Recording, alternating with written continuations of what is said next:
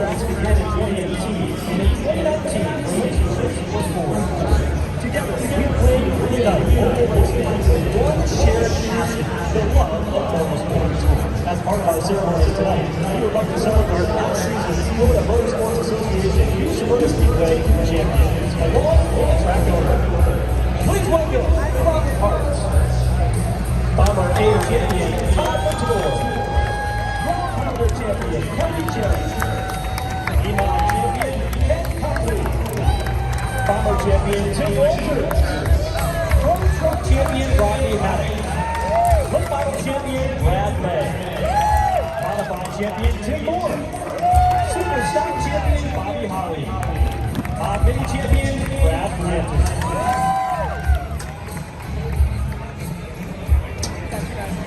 Let's hear it one more time for our champion.